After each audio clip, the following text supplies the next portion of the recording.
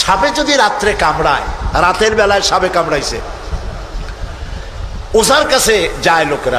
মোমেন শাহীতে ওজা আছে না, ওজার কাছে যায়, যে বলে সাপে কামড়াইছে। এখন ওজা প্রথমে টেস্ট করবে যে সাপটা বিষধর সাপ না বিষহীন সাপ। সাপ তো দুই রকম আছে। যে সাপে কামড়াইলে তাৎক্ষণিকভাবে লোক মারা যায়, ওই সাপরে মোমেন শাহীতে কি বলে? গোখরো সাপ। আর যেটা দেখতে খুব রং ছং মোটা টোটাও আছে কিন্তু কামড়াইলে কিছু হয় না, ওইটা কি? জোড়া সাপ।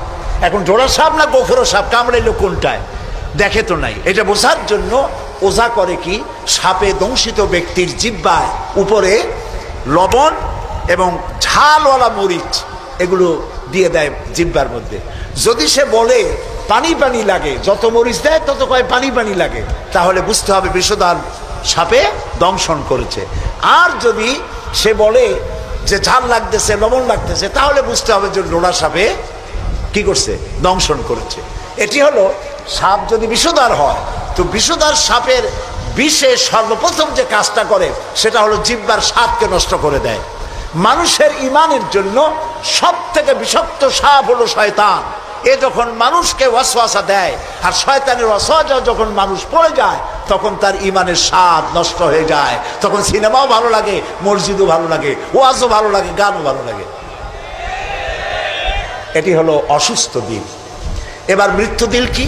মৃত্যু দিল সম্পর্কে আল্লাহ বলছেন, ওয়ালাকাদ যারানা লিজাহান্নামা কাসীরাম মিনাল জিন্নি ওয়াল ইনস লাহুম কুলুবুন লা ইয়াফকাহুনা বিহা।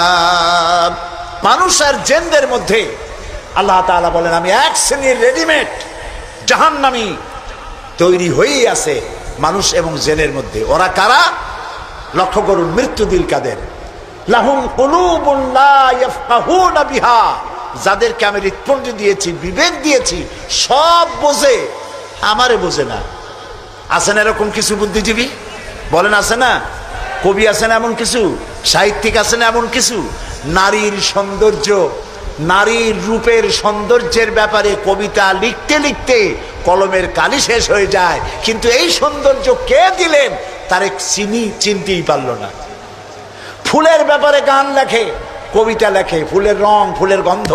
প্রজাপতি, প্রজাপতি কে এত সুন্দর করে, কোন শিল্পী তোমার ডানায় এত সুন্দর রং দিল, তার গান তৈরি করে, কিন্তু প্রজাপতির রং কে দিল আরে খুঁজে পায় না। তারপরে বলে কি? বলে যে সব বুঝেছি, শান্তিনিকেতন গিয়া পড়ে শুনিয়া, সাহিত্যের উপরে ডক্টরেট ডিগ্রি নিয়া কয় সব বুঝেছি। বলে বাবা কি বুঝেছো? কয় দেয়ার ইজ নো গড। সারা জীবন বসে বুঝলো যে প্রভু বলতে কেউ নাই, আল্লাহ বলতে কেউ নাই। বলে নাউযুবিল্লাহ। লাহুম কুলুবুন লা ইয়াফকাহুনা বিহা, সব বোঝে কিন্তু আল্লাহরে চেনে না।